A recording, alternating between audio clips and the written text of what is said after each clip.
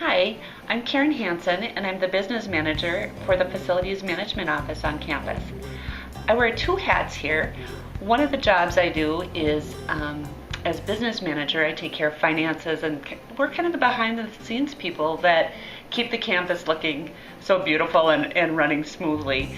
The other piece that I do is I provide management and oversight of our parking services department, and that's what we're just answering some questions, so hopefully you can fill freshmen in and incoming first year students on things that they may not quite be solid on. One of the things I wanted to talk about first was just move-in and answering those questions. Everybody that's bringing a vehicle to campus, a motorcycle, a scooter, or a bike, should register.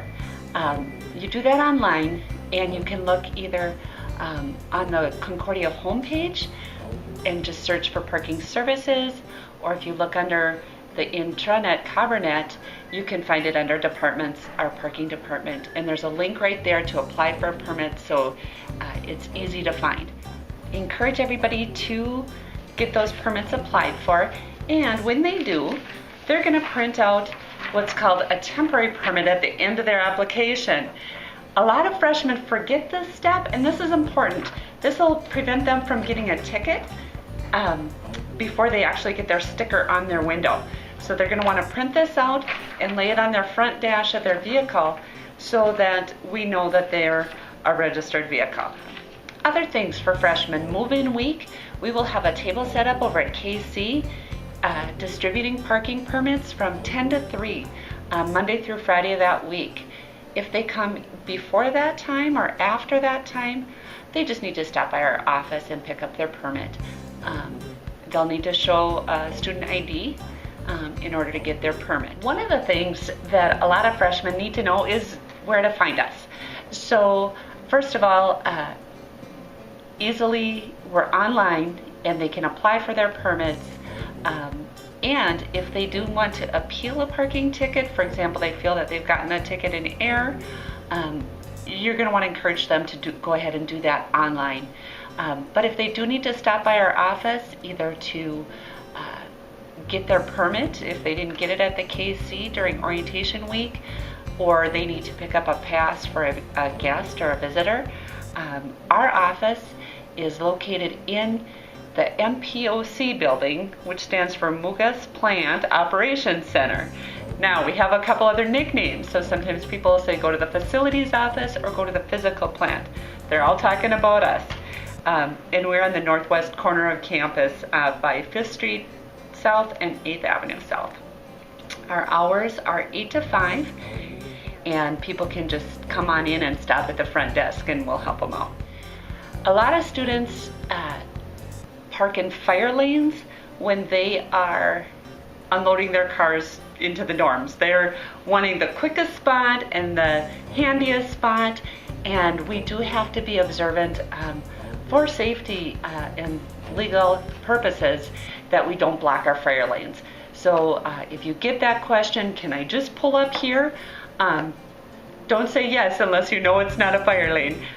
The other thing is that move-in week is not going to be a time when we're going to be heavily ticketing a parent's car. If you have a parent or somebody coming to help you with extra vehicles, certainly don't worry about that. They can get their things unloaded and it'll be just fine. The other thing that I wanted to mention for freshmen is sometimes they park in spaces that are marked as reserved spaces, and they'll say, oh, we didn't know. For example, they might park in a visitor spot, a spot that's reserved for hall directors, and you know, certainly everybody knows about handicap spaces, but those are a few other things that you may just, if they ask the question, say, you know what, you just park in the regular spaces. Those are reserved for others. So I was thinking about just sharing with you some of the most frequently asked questions that we respond to. First of all, a lot of students are confused about when is ticketing done, who does the ticketing, and that kind of thing. Ticketing can be done either by our staff. We have a Concordia staff as well as students that work for us monitoring the lots. We monitor the lots from 8 to 4 daily. In addition, public safety is going to monitor the lots at night, and hall directors also monitor their personal designated spaces. Any of those individuals are able to issue citations. After 4 p.m., students can park in other lots on campus, but they're going to want to move their cars by 2 a.m. if they're in an employee lot. There isn't overnight parking in employee lots, so that can be confusing for students, and public safety does monitor those lots at night, and they may get a citation if they leave their car overnight in the wrong lots. Another frequent question that we get is, I have somebody coming to visit me, can they park anywhere? We will certainly give them a guest pass, and they should stop by and pick one up from our office ahead of time, and that will be hung on that vehicle's rear view mirror so that they're not ticketed. But we certainly welcome that. The other thing that happens frequently is that somebody will either have their car in for repairs, or they'll maybe trade cars with their parents when they go home on a weekend, and they're wondering then what to do about the permit. Again, that would be a situation where we would want them to stop by our office or at least email and be letting us know. If it's just for a very short duration, we'll probably just give them a temporary permit so that they can use it for a week. But if it's a long-term switch, for example, let's say they permanently switched out their vehicle with a family member, then we would go ahead and reissue a permit for that new vehicle.